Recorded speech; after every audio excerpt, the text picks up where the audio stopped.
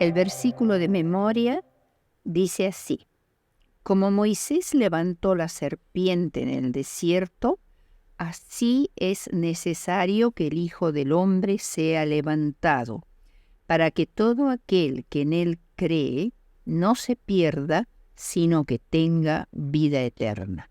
Juan 3, 14 y 15. Como introducción, veremos que el gran conflicto se compone de dos bandos desiguales e irreconciliables. Uno de ellos depende de Dios, que es eterno, y el otro grupo se encuentra dominado por el diablo. Es el mal, que tiene un principio y tendrá un final. Estos bandos son irreconciliables, porque el bien y el mal no pueden coexistir en un mismo lugar y tiempo. La posición de la Iglesia en el gran conflicto depende fundamentalmente de su compromiso con la verdad, la palabra de Dios. La confianza en Dios y la fidelidad a la verdad, tal como se revelan en Jesús por medio de las Escrituras, salvaguardarán a la Iglesia de comprometer la verdad y evitarán que seamos presos del diablo, quien ha estado trabajando continuamente para intentar que la Iglesia comprometa la verdad. Es conveniente comprender que el pueblo judío en la época de Jesús, quien fue hecho depositario de la sagrada palabra de Dios, había sufrido una fragmentación en numerosas tendencias rivales, y cada grupo privilegiaba aspectos diferentes de la palabra mientras le quitaba importancia a otros. Tenemos el caso, por ejemplo, de los saduceos, que eran los que constituían el alto clero de Jerusalén. Se sentían a sí mismos como los intérpretes de la revelación divina. Por lo tanto, daban importancia escrupulosa al ritual del templo, concediendo al resto de las escrituras un interés secundario. Rechazaban la existencia del más allá, la vida eterna y el infierno, y las enseñanzas de los profetas. Los fariseos, por su parte, creían que Dios había revelado toda su voluntad a la humanidad de una vez y para siempre a través de la Torá, o sea, los 5 primeros libros del Antiguo Testamento escritos por Moisés. Y la salvación pasaba necesariamente por la Torá, mercantilizando las relaciones del hombre con Dios. Además, rodearon a la ley con innumerables preceptos y añadidos de la tradición, que hacían imposible obedecerla para la mayoría. Los celotes habían llegado al extremo del farisaísmo. Impulsados por su celo nacionalista y revolucionario, algunos llegaron a pretender que quien asumía el yugo de la Torá, observándolo rigurosamente, quedaba libre del yugo de las autoridades terrestres, entendiéndose por estas el yugo romano, los impuestos, las deudas, los servicios y demás obligaciones hacia la sociedad y el Estado. Los esenios, por su parte, llegaron al ascetismo y a la vida monacal, mediante una serie de repetidas y cuidadosas abluciones y lavamientos rituales, y se dedicaban al estudio y a la copia fiel de la Torá. Jesús les dijo claramente a los judíos de su tiempo: erráis ignorando las Escrituras. Mateo 22, 29. Los saduceos se enorgullecían de ser los más estudiosos de las Escrituras, aún superando a los fariseos. Pero aquí Jesús afirma que eran profundamente ignorantes. Si los judíos hubiesen escudriñado con los ojos de la fe las Escrituras, hubiesen estado preparados para reconocer al Mesías cuando éste estuvo en medio de ellos. Según la palabra, los israelitas hacían escarnio de los mensajeros de Dios y menospreciaban sus palabras, burlándose de sus profetas. Segunda de Crónicas 36, 16. Esta era la situación del judaísmo con respecto a la verdad y a la palabra de Dios en la época de la primera venida de Cristo. Los judíos se enorgullecían mucho de su nombre y de su nacionalidad. Ser judío significaba disfrutar de privilegios especiales. Se apoyaban en el hecho de que tenían la ley, que servía como norma para su vida y luz para su conciencia, y se gloriaban de tener una relación especial con Dios. Pero esa presunta relación no se manifestaba en humilde dependencia y leal obediencia, sino en presunción y en arrogancia hacia otras naciones. Es cierto que los judíos habían sido grandemente privilegiados por su conocimiento de Dios, y esto debiera haber sido un motivo de gratitud, no de necia jactancia.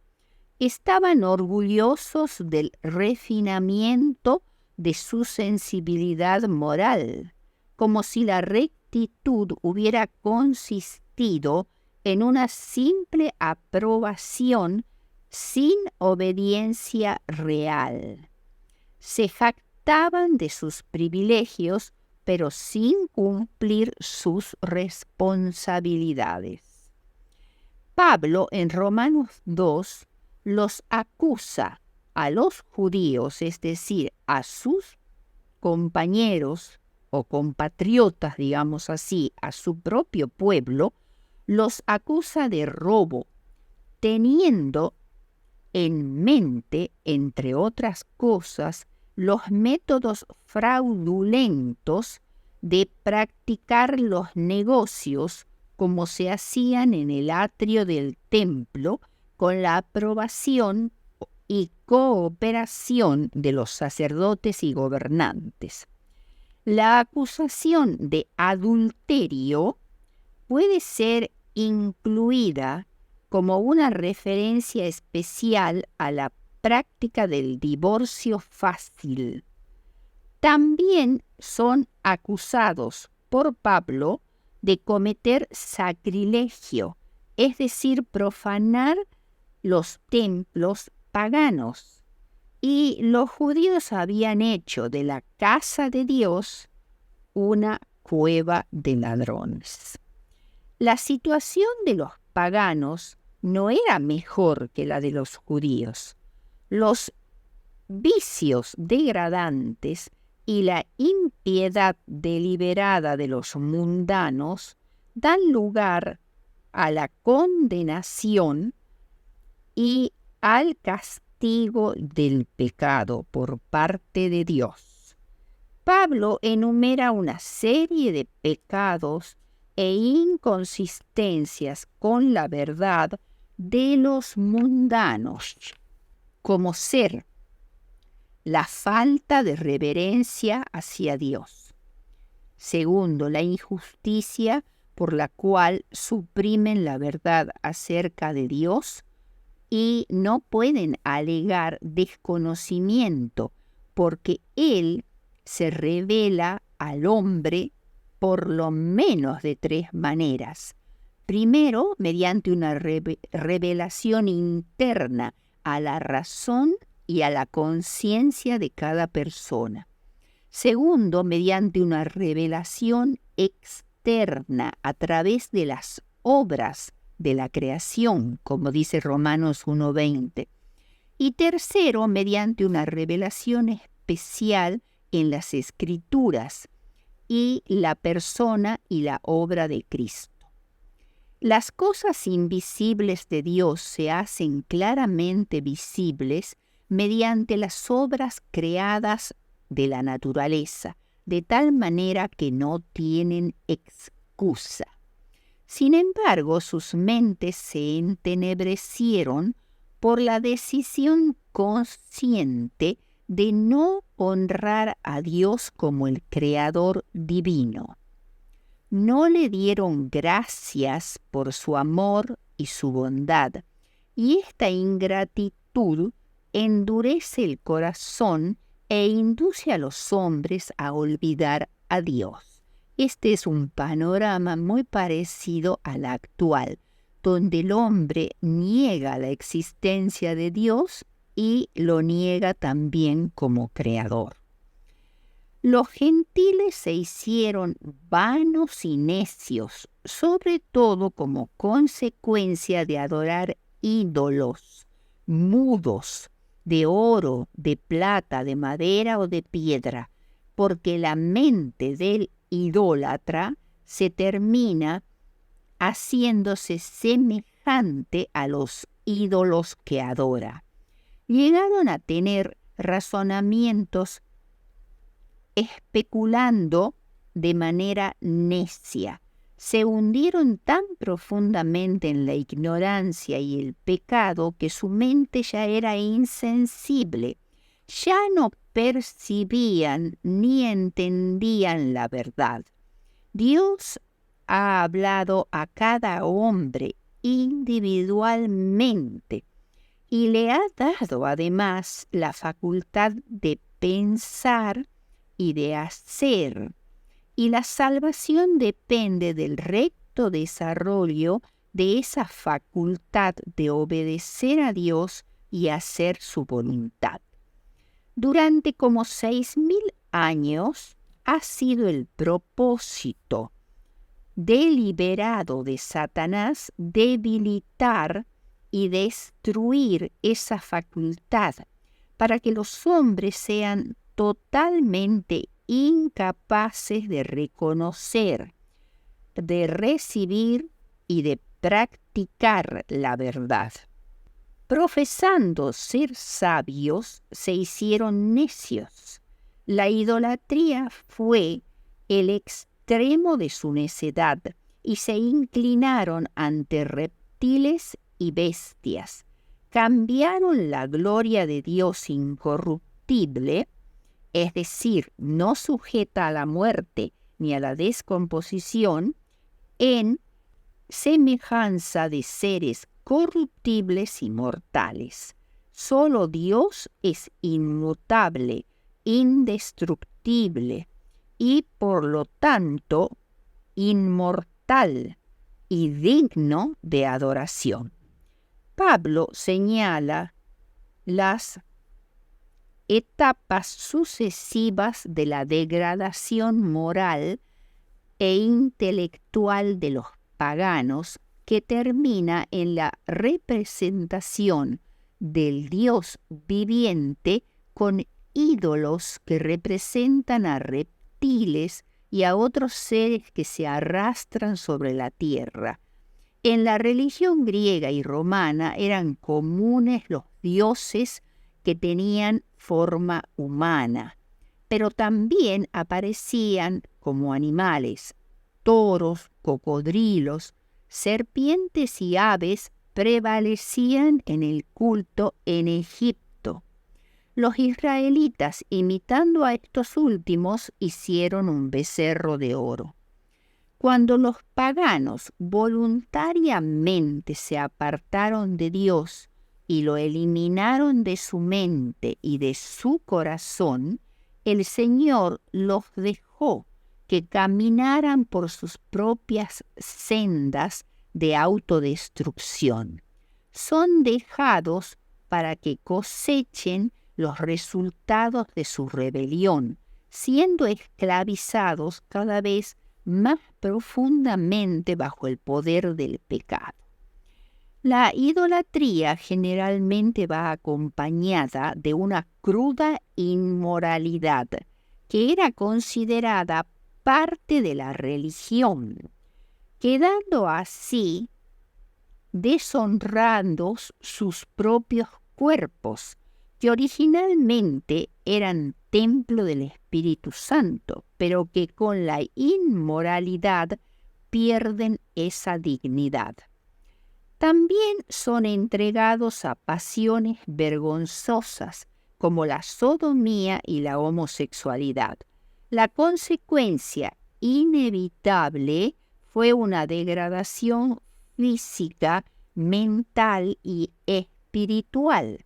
Se los describe como llenos de injusticia, de fornicación, de avaricia, perversidad, maldad, envidia, contiendas, engaños, soberbia, altivez.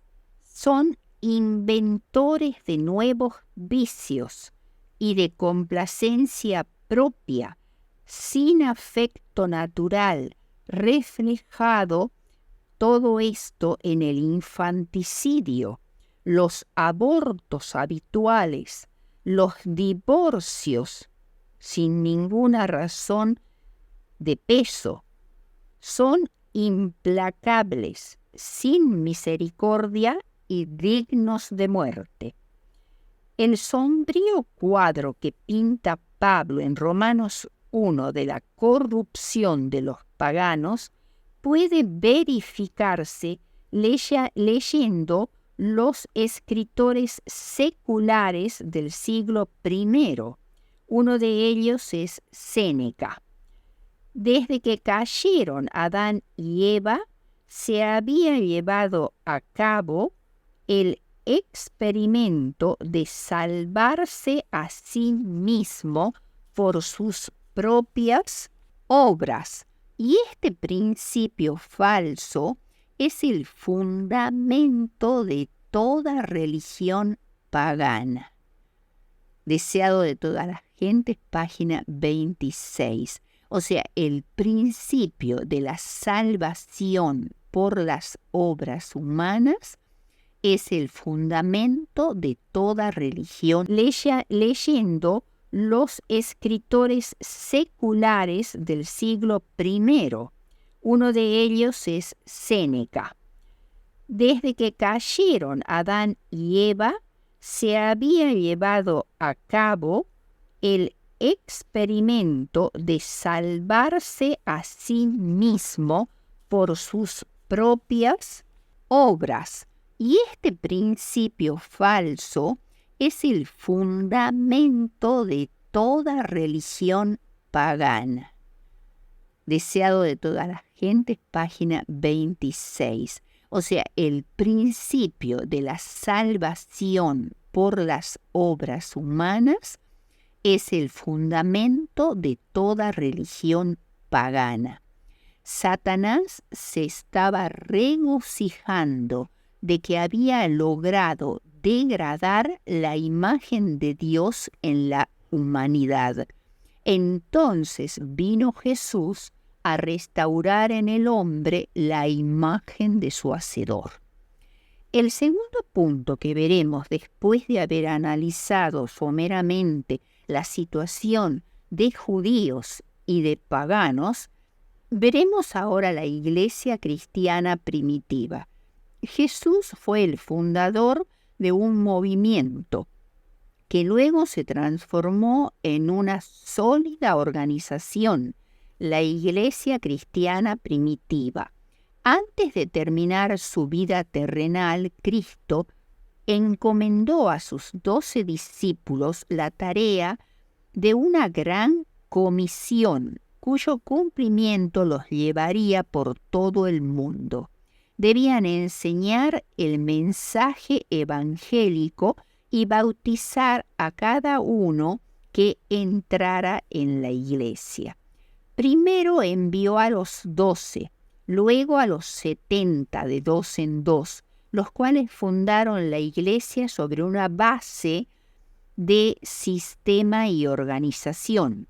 El ministerio de Cristo terminó con la expiación vicaria de Jesús crucificado en el madero por nuestros pecados. Esto fue en la mente de Dios siempre un plan para hacer frente al pecado de la humanidad. Tomó sobre sí los pecados de toda la humanidad para impartir su justicia gratuitamente por los pecados de los hombres. La resurrección al tercer día fue la más completa y eficiente victoria de Cristo sobre la muerte, que permitiría al hombre arrepentido vivir otra vez. Durante 40 días, Cristo resucitado anduvo entre sus discípulos, encomendándoles la comisión evangélica: ir a todo el mundo, enseñar, bautizar a los conversos, y les dio la promesa del Espíritu Santo. Los discípulos eran 120 cuando Cristo ascendió a los cielos y les fue conferido ese don del Espíritu Santo y otros dones como el don de lenguas. Se habían puesto los fundamentos de la iglesia. No se separaron inmediatamente de la comunidad judía, pues se consideraban un elemento reformador que daría nueva vida al judaísmo en decadencia. Cuando Pedro y Juan sanaron a un cojo en el templo en el nombre de Jesucristo crucificado y resucitado, esto fue rechazado por los dirigentes judíos, que prohibieron todo proselitismo o milagro. Como los discípulos no obedecieron la prohibición, entonces se desató la persecución, que produjo la separación entre el judaísmo conservador y el cristianismo reformador. La naciente iglesia se mantenía por una bolsa común que dependía de las contribuciones voluntarias. La unidad de la iglesia era espiritual, teológica, fraternal y económica. Tenía poder por el don del Espíritu Santo y rápidamente se convirtió en una organización cuyos principios habían sido establecidos por Jesús mismo. Su organización incluía primero el apostolado, que eran los hombres que Jesús había escogido durante su ministerio para que fueran sus discípulos, para que convivieran con él. Y estos hombres fueron los instrumentos del Espíritu Santo en la administración de la iglesia. En segundo lugar, en el diaconado, que es una congregación compuesta de 5 a 10,000 miembros. Era natural que hubiera una gran cantidad de personas necesitadas que perdían su empleo al hacerse cristianos, y otros tenían serios problemas sociales y económicos. Los diáconos se ocupaban de estas necesidades.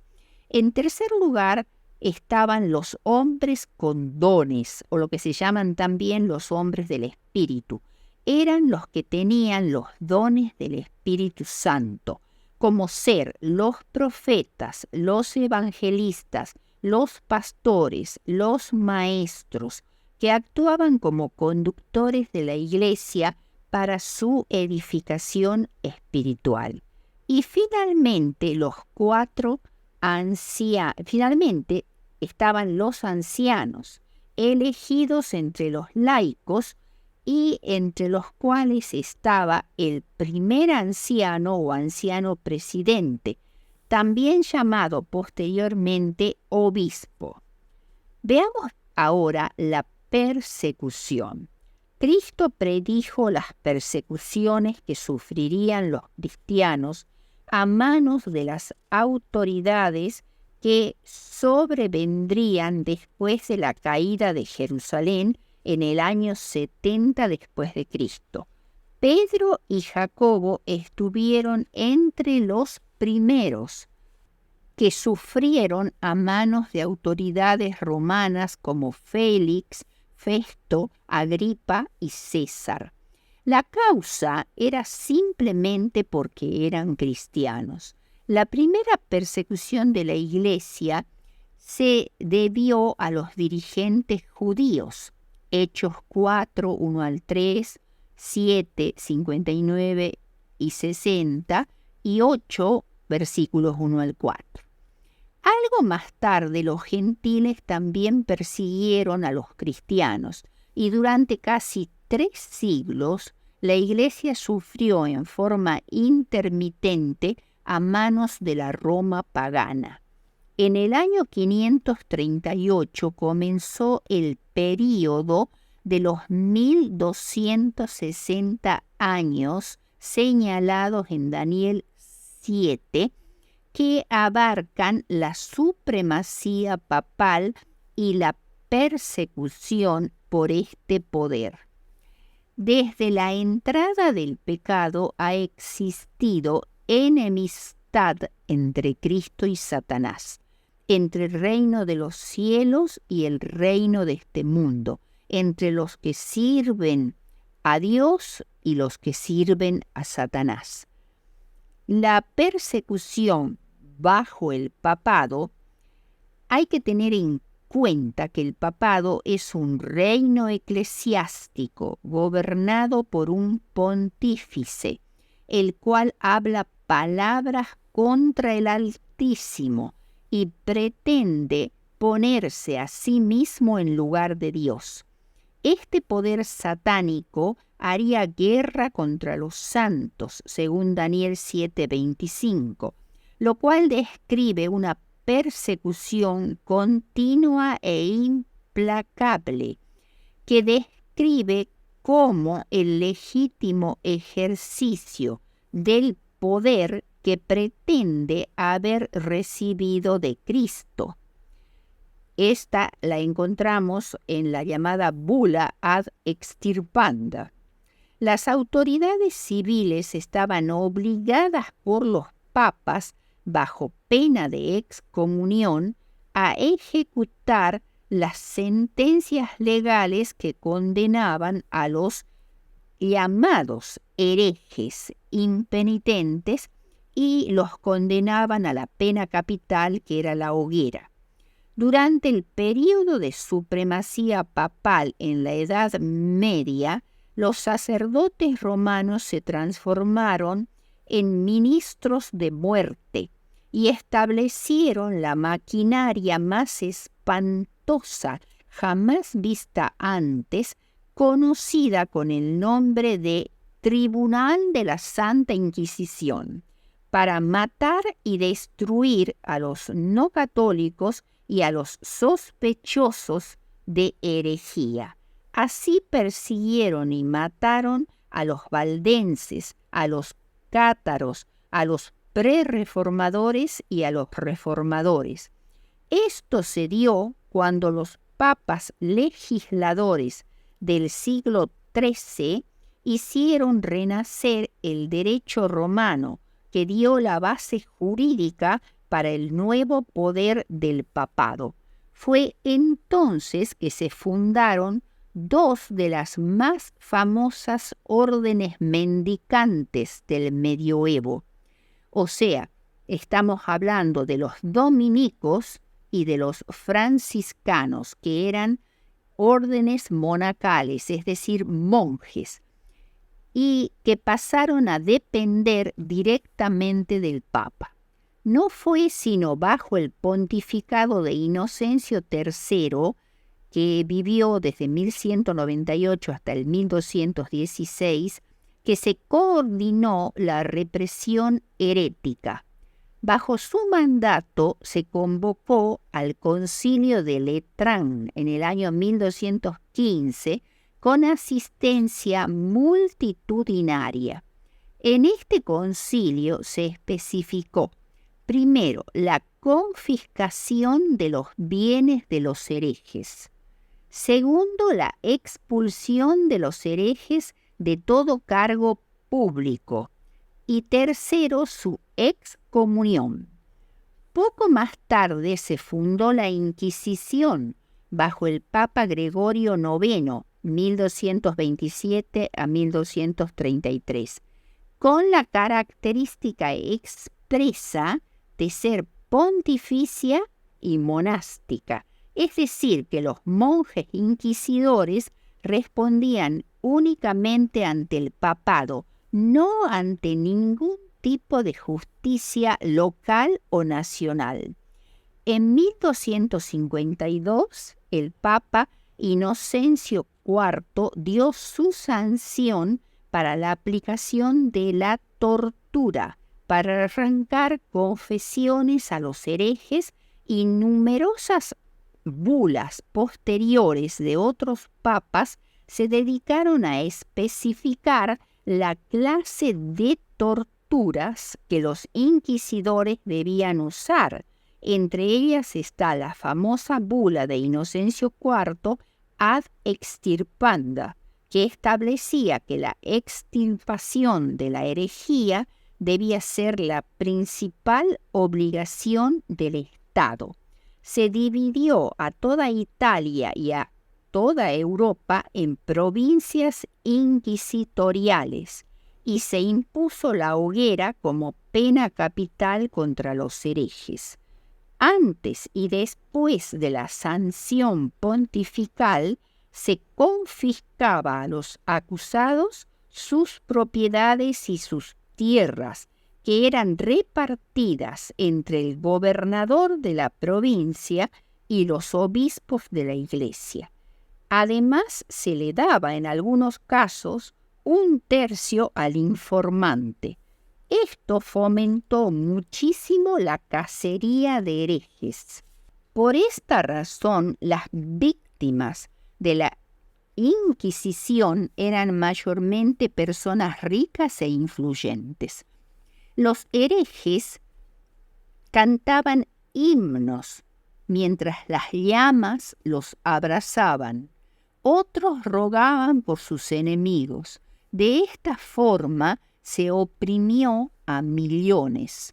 Los cátaros llegaron a ser más de 1 millón en Europa, que fueron sacrificados de esta manera. Los albigenses de la ciudad de Alba fueron exterminados, unos 20.000 habitantes. En Béziers, en el año 1207, 7.000 personas fueron pasadas a cuchillo. Y en Italia, en Brescia, se produjo la primera quema de herejes en el año 1231. Se quemaron herejes en diferentes ciudades como Trèveris, Milán, Marburgo. En Piacenza fueron quemados 28 carretas llenas de herejes.